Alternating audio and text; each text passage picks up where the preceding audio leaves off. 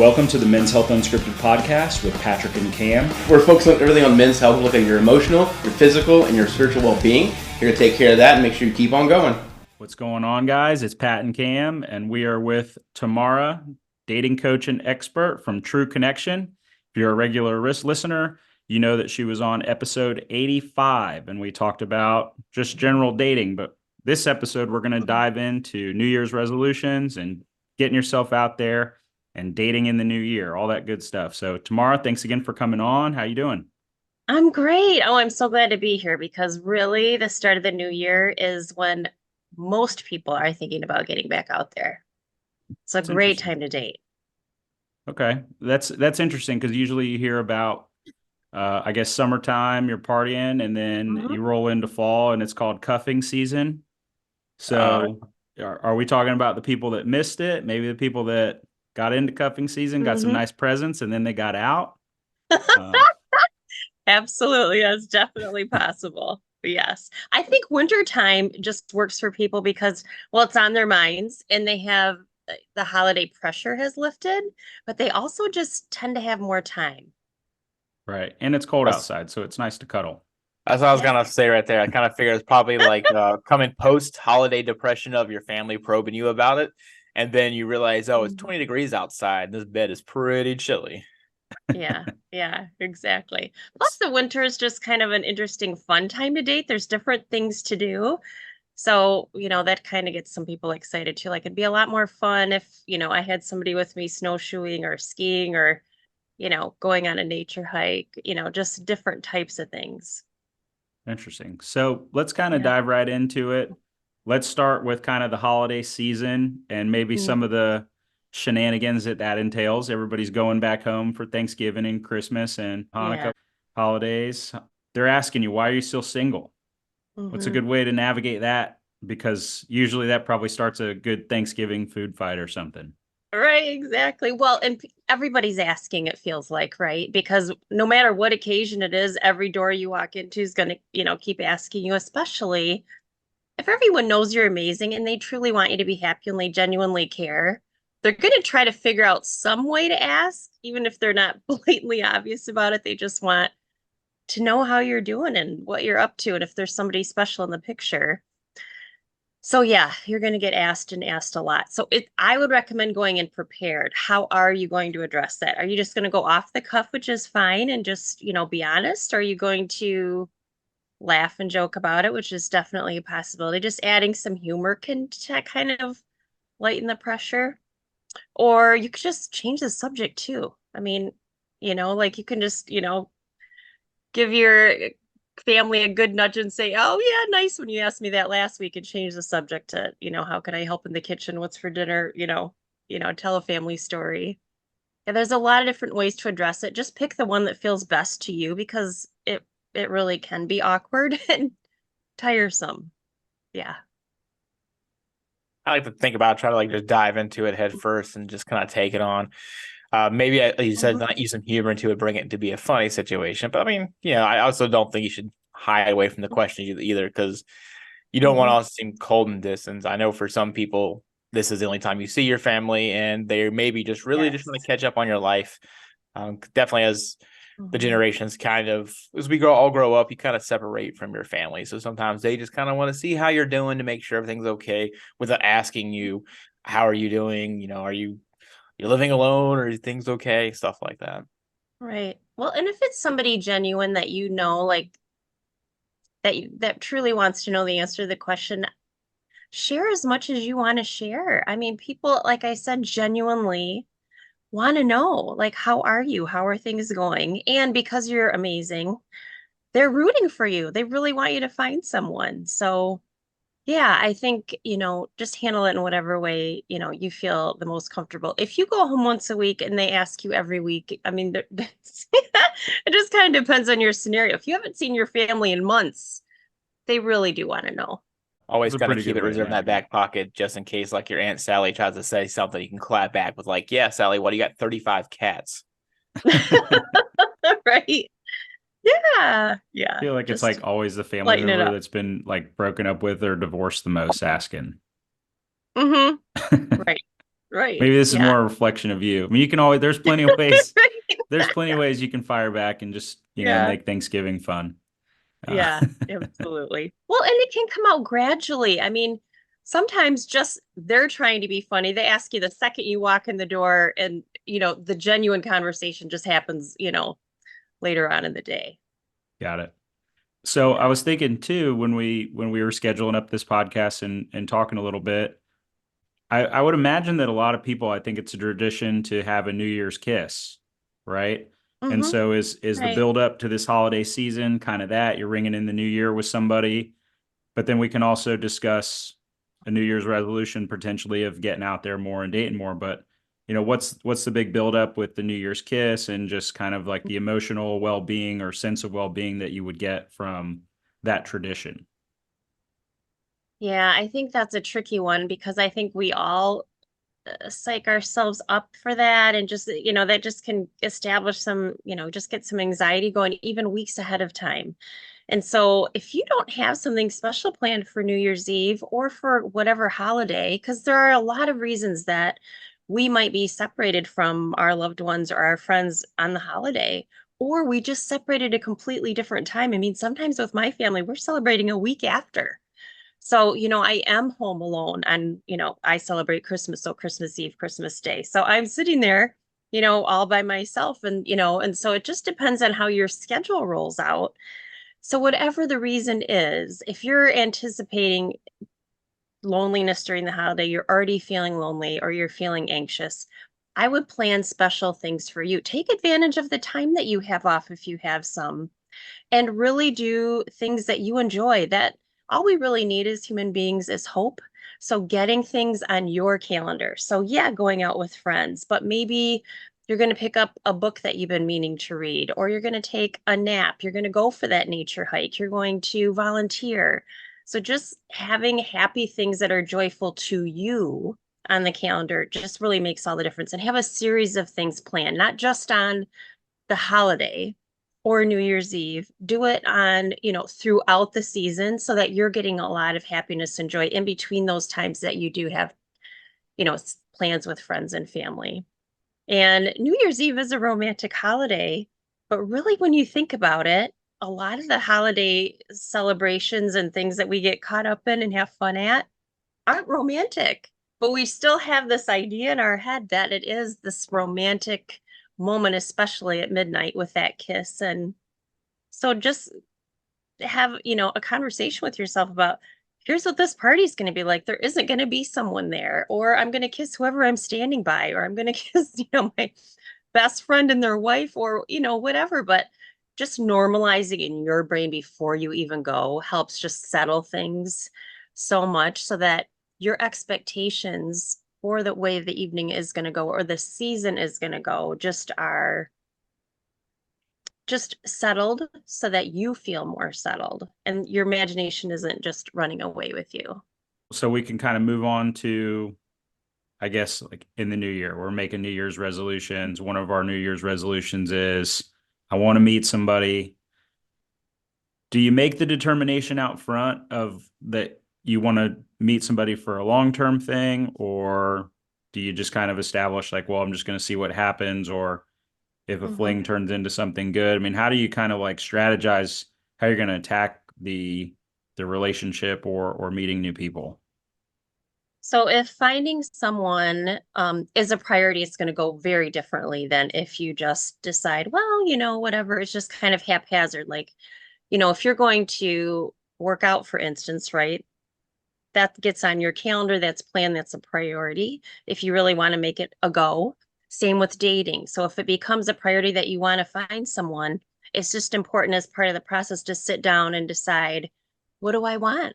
What kind of relationship do I want right now? And then you're starting out at that genuine place, and you're going to attract same like-minded people more often so that you are together starting off in the same space. So one of you isn't long term and one of you is casual, because that just, in the end, is not likely to work out.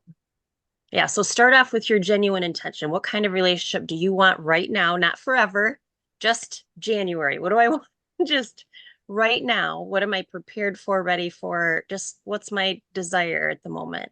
and start from there, because that will help you decide too, what kind of dating do you want to do? Do you want to do online? Would you rather meet someone the old-fashioned way in person, authentically, accept blind dates when they're offered to you? So it just kind of sets the stage for the rest of the decisions that you might end up making.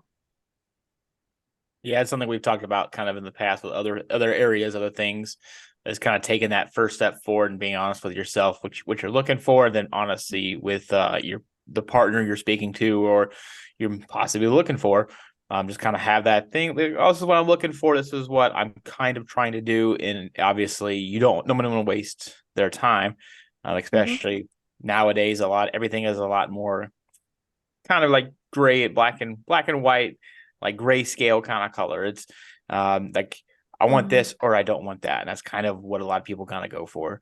And if you're honest with it and kind of lay that out front, typically you're not going to waste your time with a partner where you get in that situation where maybe they're a little more casual than you are about it. And here you are, a month later, and it kind of comes out that, they're moving on and you're like, what is going on?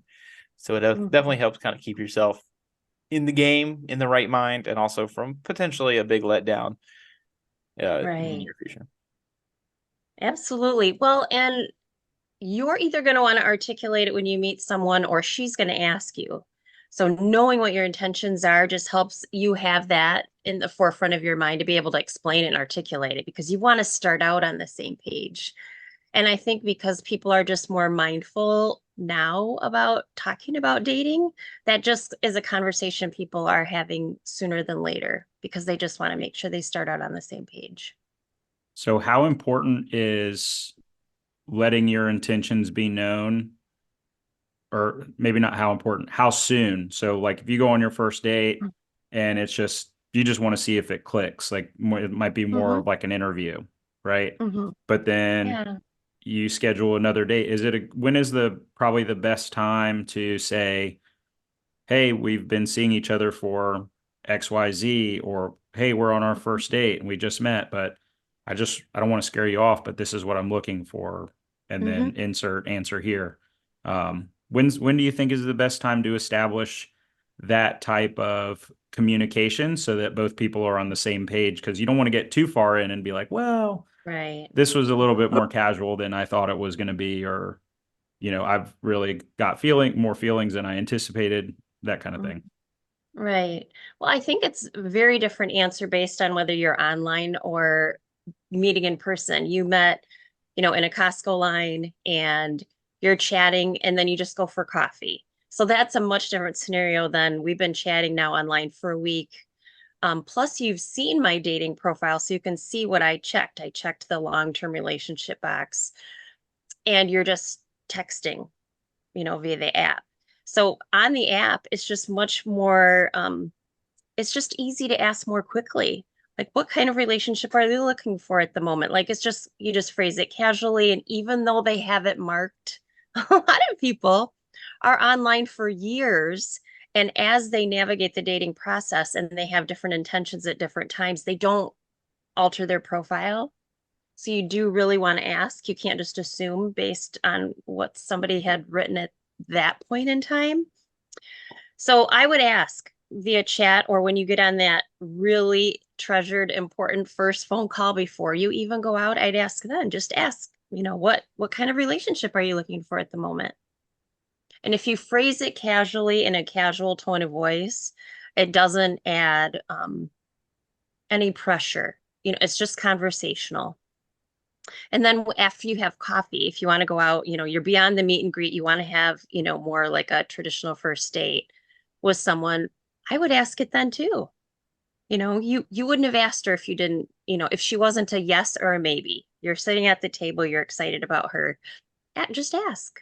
And again, in that casual tone, so she doesn't feel like it's too heavy. But also, I think too, if you are after a long-term relationship, you especially want to know even more than someone that's casual, because the person that's seeking long-term is the one that's going to get the letdown, right?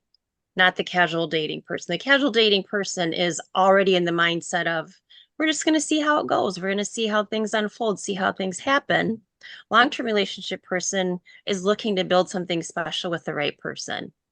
So with those intentions, you do want to ask sooner than later, but it doesn't have to be serious and heavy. I think, yeah, the way you ask is definitely very important. Because I've had, I'm sure we all have these kind of stories. I've had a few friends who are a little more awkward when it comes to articulating language, and they're nice guys, good people, but they can come off as a creeper sometimes, and that's a big fear a lot of guys have. So, like, Yeah. one of my friends was probably seeing this girl for, I will say, like, days, and I'm gonna say single digit kind of days, and then I can't even remember exactly how he sprung it out, but he was just like, "Oh yeah, he'd be interested in getting married," and he just said it really weird, and of course it freaked her out. And then when he was talking to us about it one night, I was like, "Dude, what is you doing? Like, why would you do this like that?" So I think a big part of it is how you do it. So try to be casual, but you definitely don't want to be off the cuff to the point where you're potentially creeping. Because that was a very, like, the way he said it, it's kind of hard without him the exact words and how, but it was very creepy. Right. And I was like, God bless you. I was like, you're trying, but you're not doing a good job, bud. Yeah, Well, my and and if you say it in a way that she could misinterpret, she might have thought, well, are you thinking, do I want to marry you, or what do I think about marriage in general? Like, Yeah. so then, she's just kind of a little teeter-tottering a little bit about how to even reply. So that makes it awkward too. So I think, some people, especially after a certain point of, being maybe through a divorce or a major breakup or something. I mean, that's another question people want the answer to is, how do you feel about commitment, or how do you feel about marriage? Just conceptually, right? Not us, but people are just curious. So if that's really you, that's a question you have on your mind with most everyone. You want to tag that to something so it just seems like a natural flow in conversation. So if they're talking about, their ex and how awful their marriage was, or they've been married twice, and they've said, well, so I really don't know now how I feel about marriage, then keep talking about it. Ask another question. That's your opportunity. They open the door to just learn more. But yeah, on a second date over appetizers, just saying, out of the blue, what feels like out of the blue, how do you feel about marriage, just feels a little bit heavy. I would just put some thought into how you want to say it or phrase it. If this is a common question you have, you just have that question in your back pocket. And even better, you tag it to something else. That's just a natural flow of the conversation. Like you would any of the other big topics like spirituality, faith, children, because you really do want to know, like you're genuinely curious about all these things about someone. It's just that the really heavy topics, you just want them to slowly unfold with time so it doesn't feel like a job interview. yeah, this is it's actually kind of funny because like my girlfriend and I, we were on our second date and I started firing off like the heavy hitting questions just because I was like, well, I like her and Mm-hmm. I think at the moment in time, like I was looking for a relationship. So I was asking the questions that have kind of been deal breakers for me or someone else in the past and just kind of getting it out of the way. So, I mean, we Yeah. jumped on the kids question like right away. That was like one of the first, or on our second date or whatever, we're sitting there eating Mm-hmm. tacos and I was asking her, how do you feel about kids and all that kind of stuff? Cause I just really didn't want to get too far in and then Yeah. be like, well, I do or don't. I'm not going to, divulge my personal preference on that, but I was just saying I thought it was kind of important to ask. And at the time I was asking, I was like, man, I hope I don't sound like a weirdo. Like just, but I mean, she was pretty honest and I feel like she's pretty honest now. So I felt very comfortable asking the question where normally I might Yeah. have waited a little bit longer to Mm-hmm. not be creepy, but I just felt like it was Yeah. important at the time and it came up and it got answered and it was like, oh, Yes. sweet. That actually worked out really Mhm. well. So, Yeah. Well, it's uh, not creepy if it's part of the flow. And honestly, a lot of women find that really attractive when the man is asking, what kind of relationship are you looking for, or asking about kids, or asking about, deeper things. That shows confidence. That's the masculine energy coming forward. That shows genuine intention. And if she is a long-term relationship kind of woman, she's going to feel relief. Like, I wanted to talk about that too. Like, I'm so glad you asked. And then it just kind of builds that connection, which is really nice. Then you know, right, with the steps that you're taking if you want another date. And it also narrows down your deal breaker list. Like, there's no point in being on your 20th date with someone and then you realize that you don't have the same goals about kids. Or she's about to move to Alaska. Like, that should have come out on the first date. Well, actually, maybe not even have had a date without her divulging that. Like, should we even get in the car moving to Alaska? Like, so I think too, it just shows a lot of genuine intention when you ask those important questions too. I think asking like 10 big questions is just too many, right? That just seems overwhelmed. That might be overwhelming. Yeah, one or Yeah. two, because some of those can be heavy topics, and then they can get, there can be a good discussion involved. And so if you just keep Mm-hmm. like repping out the tough questions, it's like this date is way more taxing than Yeah. I ever anticipated it being, and this is tough. So then you be Well, like, like for feel like example, a burden. you might want to know their story with their ex, right? That we are all genuinely curious about that. But that's not something that might tie to a deal breaker. So that's a question that can wait. And actually, I would advise in the first, couple of dates, not talking about exes at all. And if they ask, just have a 2 or 3 sentence answer prepared and then change the subject to something more lighthearted, fun, intriguing, right? Because that really is a heavy conversation. And then you're in a vulnerable spot of how much do I share? And just really not sure how to navigate it so early. And both of you really want the true story. It's just that that's not really something you need to talk about until, later on. Because it's just not real. It's not about the two of you. That's just not relevant so soon. Right. I've noticed too that when girls bring up their ex boyfriend a lot, it's usually a red flag. Like they're still attached in some way, or they Yeah. have not received the closure that they expected, or whatever it is. And you kind of find out that they can stay hung up on that for maybe a lot longer than what's healthy. And it ends up Mhm. diminishing what you have in the present. So I Right. think that's my tip for guys is like, if you had a bad situation with your ex and you want to move on, might be best to just Hmm. get some help, like get whatever you need to get over that. I don't mean to say that insensitively, but it's just kind of the best way to do it. But then also don't really be going out on dates and bringing it up, because then the girls are going to be like, well, this guy's hung up on all this other stuff. They don't have time for me. Right. Right. Well, you brought up 2 really good points there is that when you want to process it and get over it because you will carry it until you aren't, right? And so whether you want to have that heavy emotional backpack on for a short time or a long time, that healing is great for you because that's what's going to give you just peace and joy in your everyday life, whether you're single or not. But if you carry that big, heavy, like if you just pack your emotional backpack full, then she's going to sense it and feel it, and you're going to attract another version of your ex. And you don't want to do that because then you're just starting over and you're trying to heal with someone, which just takes so much longer. And the likelihood of you're making it is just really slim. And it's not fun. It just isn't, right? So I think finding somebody where you're both I think that can be the challenge, right? After I don't know, after like 35, like just finding someone that's in the same place as you and is healed enough to really have an open heart to someone new. Yeah, I think that's the timing is what gets to be a challenge. Yeah. And then not talking about it is a great idea. The only good thing about talking, like if she brings it up, for instance, and you get to hear her tell her story, you are learning a lot about how ready she is for you and how open she is to you by how she talks about her ex. Because no matter how disastrous or horrific the breakup was, there's a day. There's a day, that magical day where you're like, oh, I'm so glad that ended. And now there's lots of awful things that happened with it, but you're relieved that your life is now open to find love with someone else.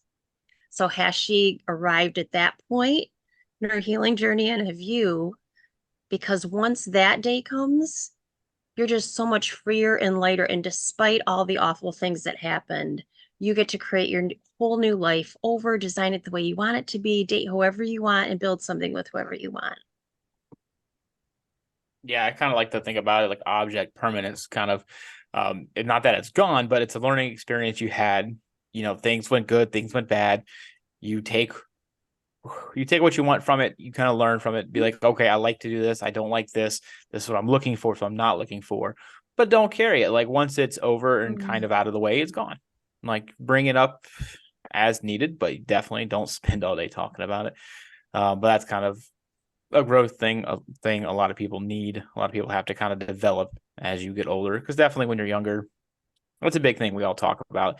You think back to like high school and stuff like that. People are always talking about relationships and what their exes did and things like that. So it is something we all do, but it is something we do come over eventually. Yeah, a personal anecdote.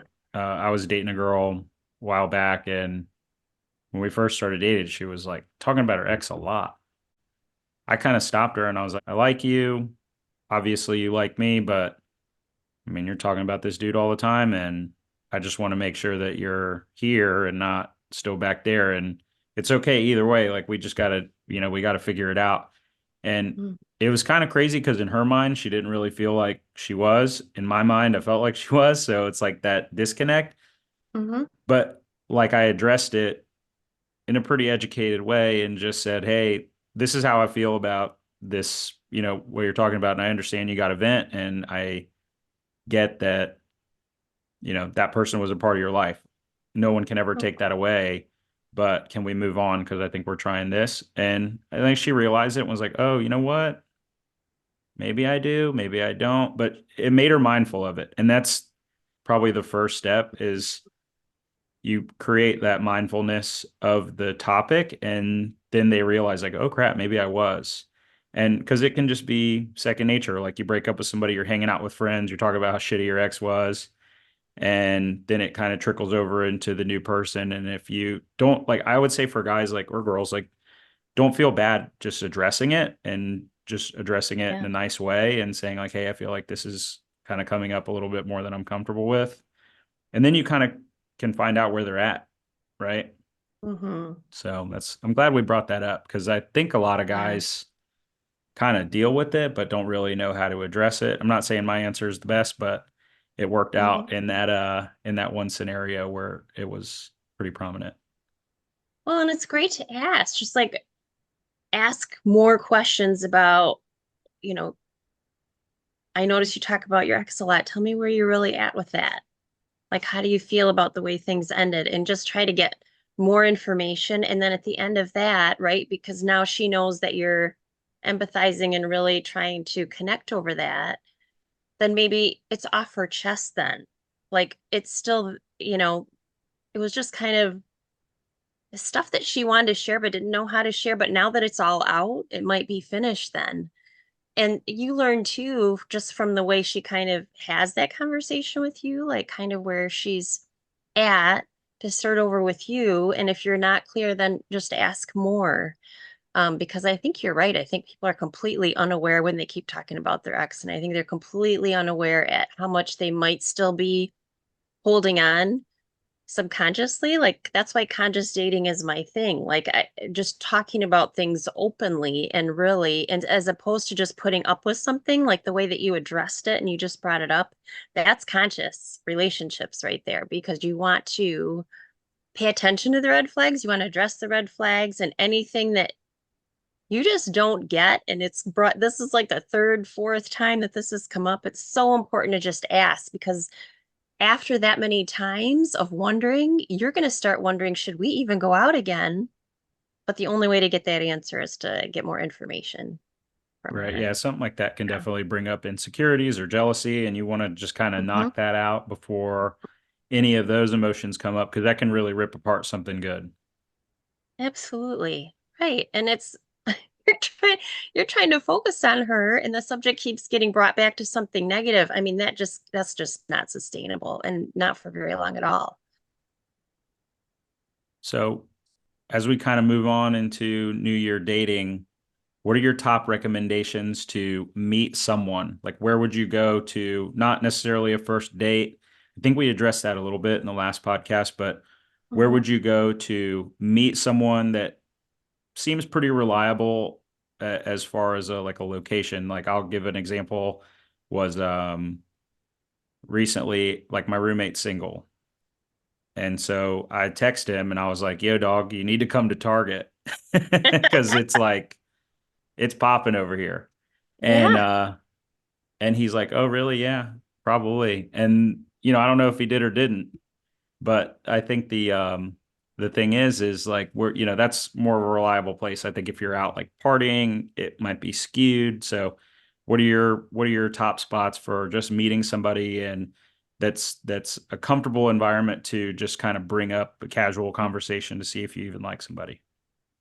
I think this is an especially good time of year to meet someone in person if that's really how you want to meet someone, which almost everyone says to me, if I could meet someone in person, that's what I would choose, every day of the week.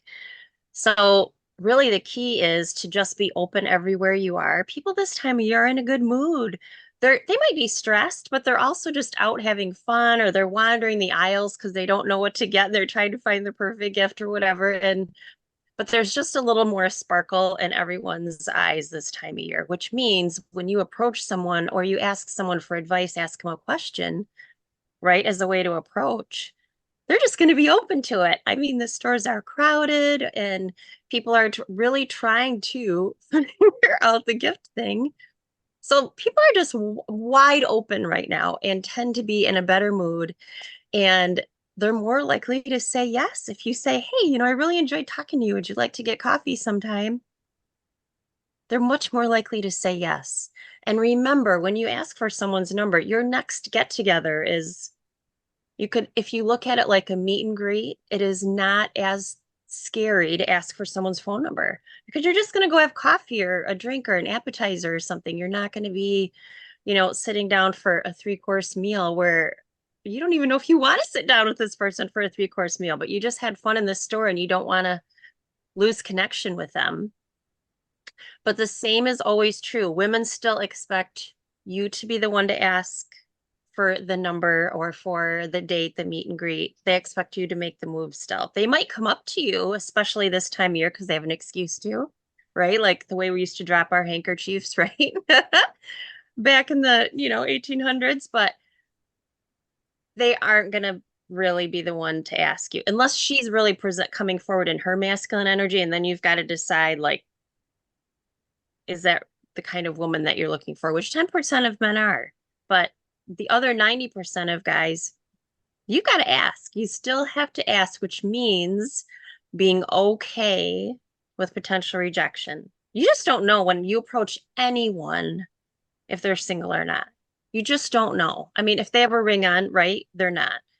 And if they're really hurried and distracted and busy, that's also not a good time unless you're standing in line. That's the exception, right? I've met someone in a Costco line before and we're just standing there. So it doesn't matter how frazzled or busy you are going to be standing there. You may as well chat, you may as well talk. So my recommendation is in your car before you go in anywhere, part of conscious dating is you sit and you take some deep breaths. So you're in the moment. I am walking into Target. So if I'm in the moment, I'm much more likely to come forward with my masculine energy and my friendly, open smile, right, that she's going to respond to. Not hurried, even if I am in a hurry, but because I'm open, I'm not going to feel hurried. And that just gives women something to latch onto and respond to. And just to smile, if you walk around with that, I mean, I get a huge difference in reaction for people when I'm consciously walking in open. More people are smiling, more people are chatting with me, it just makes a big difference. People can tell when you're open. Subconsciously, everyone's reading you, every single person that passes you or interacts with you.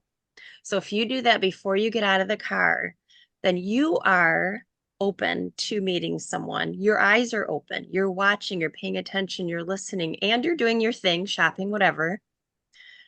But if you're hurried and frazzled or your masculine energy is shut down, you're just not going to meet anyone, right? Because she is looking for your masculine energy to be open and wants to talk to you. But if you're busy, she's not going to notice you and you're not going to notice her. Got it. So you can meet anyone anywhere. I mean, that's just my philosophy is you can meet at the gas station, at a friend's party, you can meet at a parade. I mean, it literally anywhere. And so I don't think you need a category. I think if you really have that intention and it's a priority in the new year, do that exercise before you get out of the car. You could meet at the park. I mean, on a run, wherever, whatever. Have someone with like hobbies. Like I was saying, if you were both running, you both met walking your dogs, whatever. That's just kind of fun too. It's a place to start. Yeah, it creates a nice commonality. So something you said kind of brought up something. So when you're kind of talking to yourself in the car before you go in, or if you're open, what are some tips for proper body language? Because, like the obvious stuff is if you're walking around like this with your arms crossed and your shoulders up to your ears, it doesn't really show too much receptivity to other people. So like, what are some ways that you can kind of consciously have improved body language for being open? Well, eye contact and smiling, those are the biggest by far. I would also too, like, it might not be your favorite thing, but you want to be somewhat confident in whatever you have on, right? Unless you're running in it. I mean, I'm not getting dialed up to go get milk, right? I'm just not. So if you're going to be out running errands all day, wear something that you feel confident and attractive in. It changes the way you stand. It changes where your shoulders rest and how you present and how you speak and approaching someone. You're going to just feel more confident in doing that. You probably want to, like if your coat right now, it's freezing out, is zipped all the way up. You just want to open your zipper and relax, what you have on so that you just seem open. You just feel closed if your coat is all the way zipped up in here and you're freezing, right? But just the way you hold your hands and your arms too. Like even if you're doing an online dating profile, don't put photos of you with your arms closed. That's why you also don't want to have more than one photograph with glasses or a hat either, because that's another sign that you're closed. So all the things that you can think of to just make you, approachable just really matters too. Like your gestures, just how you speak to someone too, and how you stand relative to someone too, because a woman's number one thing is safety. So she's also going to be looking, at your personal space. So you're respecting her actual bubble, right? And how is your body turned to her? And is she like gesturing to you? Because if she's a physical touch person, that's her love language. She's going to be gesturing. And if you're a physical touch person, you might tap someone on the arm or just like not touch, but reach out, just those little gestures. If you're that person, just be that person, right? I can tell a touch person from a non-touch person right away, or even by the way they hug me. And if you're another touch person, like, oh, you're just reassured right away that that's something really cool you have in common. Oh, and another thing too, if you're in a store shopping, get a cart so your arms are free. Because I'm the worst at this. Whenever I think I'm just running in to get a couple things and then I'm walking, all up with my arms full, barely able to hold on to all the things I grabbed walking around. Like, you can talk to somebody like that, except a guy would have an excuse to walk up to me with a cart if they saw me struggling, right? So that is good. But for me, if I want to talk to people, I'm now in a position to not really be able to because I'm practically running to get to the checkout, just like unload so I don't drop and break anything. I think it'd also be kind of important to have a card or something so that way you don't look like you're there just to hit on people in a sense. Because if you're like, if you just go to Target and you're just like walking around to talk to people, but you don't actually need anything, I feel like it's kind of weird and people could probably pick up on that. Especially, I'm sure if Yeah. you do hit it off and you're conversating, I'm like, oh yeah, what are you here for? And you're like, nothing, just to talk to people. They're going to be like, you, baby.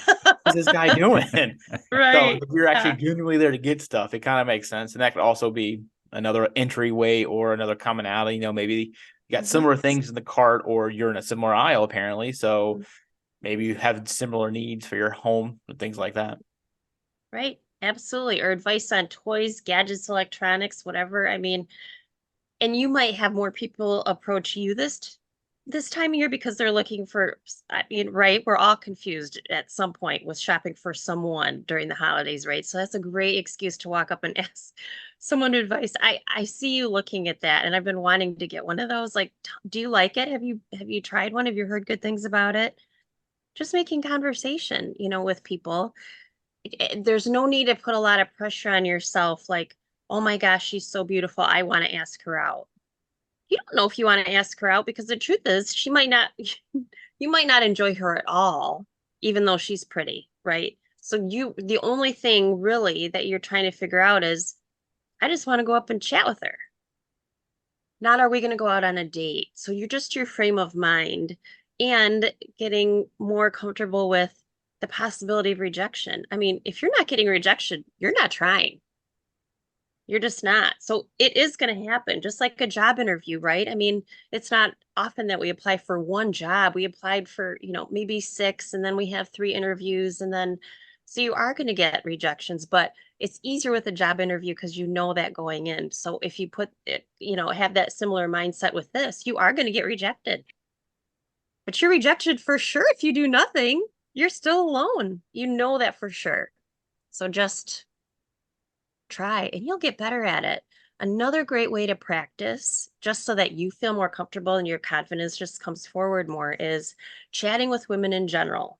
You walking up to a woman at a store, at a, like you're in a club, you're in a book club, you're in, a sports, you play basketball at the Y. So you just chat with the people at the desk. You go up and you ask the cashier a question. It's just practicing conversation in general with a female. Then after that gets more comfortable, right? Beyond people you already know. These are strangers. Then you upgrade to, I'm going to go talk to an attractive woman, someone that I think is attractive. No intentions at all of asking her out. I'm just practicing. And that just builds your confidence, because all confidence is practice. You're just getting better at it. And then rejection's just not as scary, right? I mean, okay, when we girls are out, the truth is we are all watching you too. So like there's this place I go all summer, every Wednesday, for live music. There's this whole ring of men around the room that stand there every week and watch us all. They don't talk to anybody any Wednesday. They keep coming back every Wednesday and they never talk to anyone. And there's no more friendly, open, I mean, we're all acting a fool on the dance floor and being silly, and it's beautiful outside. We're on the water. And then that breaks all of our hearts, watching all these nice guys just stand there and not approach us, because it's missed opportunity year after year, right? So we're rooting for you. We want you to come up and talk to us. And it's really flattering. Like, you're making our day, even if we have to say no, or it's not a good time, or we already have someone. You are literally making our day. So remember that. If you are genuinely interested, but we can't date you right now,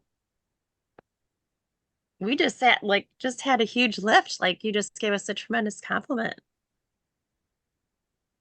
Nice. Plus, it's way creepier being that fly on the wall, just kind of like watching, than it is to like go out there, shoot your shot, and then you get let down. You're like, all right, at least then you get you So try. creepy. You're not just a creeper. So creepy. Oh my goodness. I call it lurking. The lurkers. Yep. That's funny. Yeah. So do you have any tips for anybody who might be, starting their confidence gaining journey? Any like creative intros or any good questions that you've noticed kind of get the ball rolling? Is there anything that you got there? So I would ask advice about a product, something you're holding, something you're interested in, something in their cart, or something in their surroundings. Like, if you are out at live music, that's people are, again, open, or a game, right? You're at a hockey game. Great place to talk to, and they're just wide open. Like, who doesn't want to talk to someone at a hockey game? Like, people are, I mean, it's so loud, I know, but nobody has their guard up in certain settings, right? So that, just go to those settings where you really feel like live music's one, sports games, or something like a club that you're in. Like, you're in a cycling club, right? There's 50 other people there. Well, just pay attention. Look who's there. And when y'all stop, make sure you stop by her and you just chat about the ride. So chat about something that's going on, right? Or she has this great jacket on and you want to buy one for your sister. It just has to feel genuine to you, right? So find something to discuss or comment on. Um, ask, she's buying pomegranates. I have no idea what to do with a pomegranate. That's a great thing for me to ask because what are you doing? Like, what does one do with a pomegranate? I mean, what recipe are you going to make with that? Just lighthearted, whatever.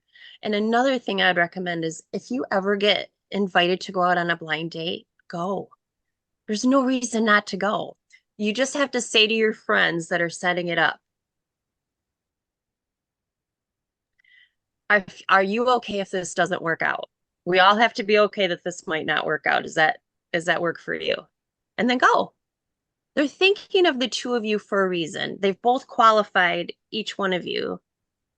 Like, just give it a try. And if you're at a friend's party, I mean, really, so many people meet that way. Like friends of friends, right? You've bumped into each other before, but you never noticed her, but she noticed you, and you're meeting up again. How do you know Kelly? Are you part of this neighborhood group too? I mean, just general conversation. So again, not putting a lot of pressure on yourself to have a line or something contrived to say. Just be yourself by talking about what's around you, or again, ask a question, ask advice. She still wants you to approach her. I guess one of the myths I want to smash is that she doesn't want to be approached. You can tell if a woman is shut down, right? That's why I said do that thing in the car, do that conscious exercise in the car, because if you walk in with your head down, you're hustling, you're in a hurry, that's not a good time to approach her. You're right. But I mean, everyone's not always busy and not always closed off. So, just read her body language, right? Is she making eye contact with you, smiling at you? Did she make eye contact with you 3 times across the room at that party? Or you see her really getting into a certain kind of music, like a slow song or a fast song or whatever, then go ask her on the next one of those that come up. So, yeah. Those are all great tips. As we kind of wind it down, what's a good way to stick to your New Year's resolution? Like, I'm sure it's difficult if you go out, you try it a couple times, it doesn't work out, you get rejected, Yep. or just the dates really don't work out. Like, what's a good way to stick to it all the way through 2024?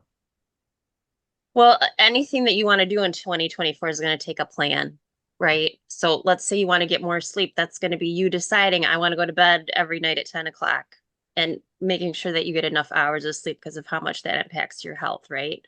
So I know that's an easy one, but I want you to really understand that you're setting up a time, right? You're creating a new habit. So the new habit in this case would be you're putting your masculine energy on and really focusing on being in the moment before you go into the store, into the gas station, the party, whatever. That's something that you could make a new habit, right? It's every time you take the key out of the ignition, you do that every time. So habit stacking, right? You're taking the key and you sit and take a moment for yourself. So maybe for the first month you try just getting more confident talking to women in general, right? So you do that the first month, and then you're building up right through the month talking to attractive women. And you can practice on women at work. You know her, but not that well. And so you're just making more conversation to get to know people better, neighbors, whoever. Maybe the next month, if you're not getting a lot of traction, do online dating then, if you want to. That is a way that you can learn a lot about a person before you even go out, right? Before you even get on the phone with them. So you already know, it says don't want to have kids, says it right on there. Okay, not for me.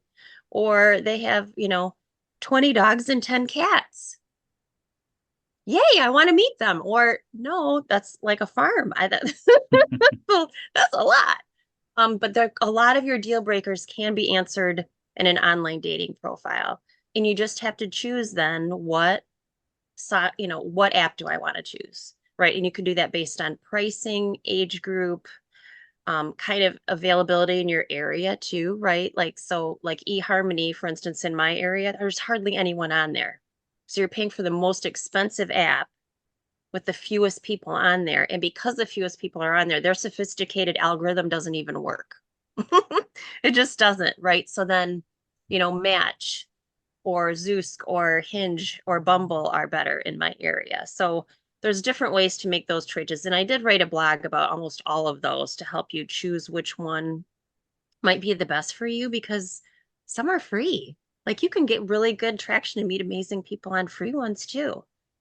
So it really just kind of depends on where you want to begin. But I think I would make it, if you're going to make finding love a priority, then it's got to be built into your calendar and your schedule. So you also want to be mindful of your calendar in general. Do you have time for a relationship? If not, step number one is not only opening yourself up, but it's clearing a couple nights on your calendar. You can't build something amazing with someone 2 hours a week and then talking on the phone.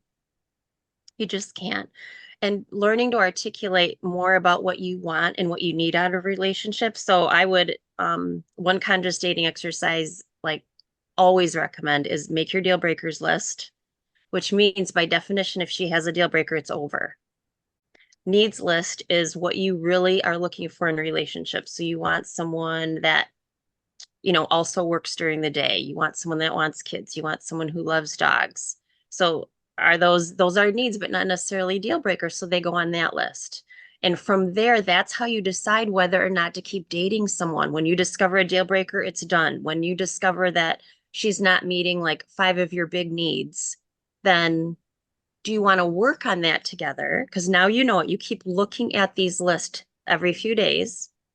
That's the conscious dating part. You're taking yourself out of the fun, romantic love element of it, the love fog, to really decide, are we really a good match? Because you can be madly in love with someone, but it'd be a terrible match. That's just, that's one of life's hardest lessons, right?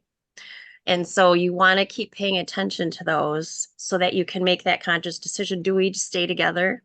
Do we commit? Do we move on? It also gives you confirmation. We are a great match. Oh my gosh, I can't believe I found this amazing person.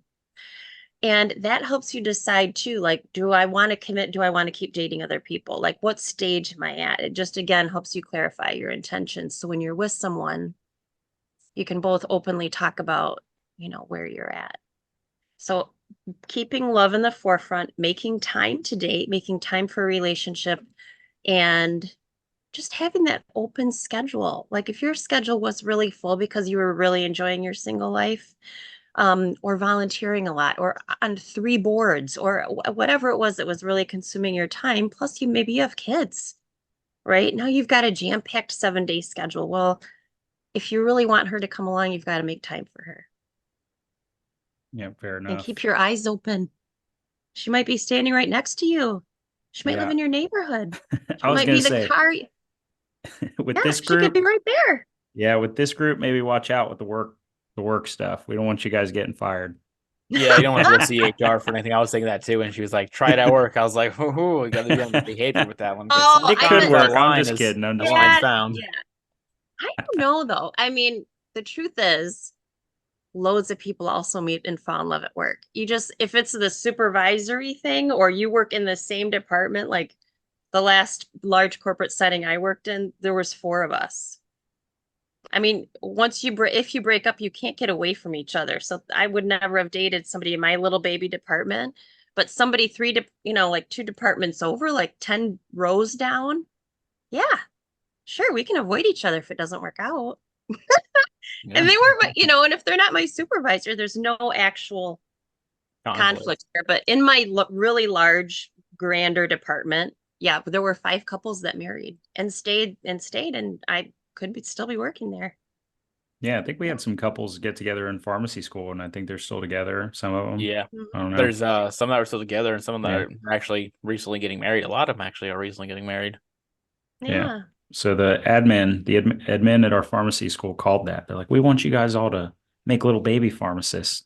Yeah, that was weird. That was weird. That was like the first day of school too. And we're like, all right, we're not going to call anybody out, but if you're doing good, you went to pharmacy school with us, you're listening, congrats. Well, yeah, thanks for listening to us. Yeah, right? You've been screened. You're all good. You're all amazing people. Yeah. So, Tamara, tell our audience where they can find you in case they're looking for any dating tips or tricks. I know you have a great Instagram, but what other outlets do you have, and where can they find that blog? Oh, my website, trueconnection.coach. So COACH.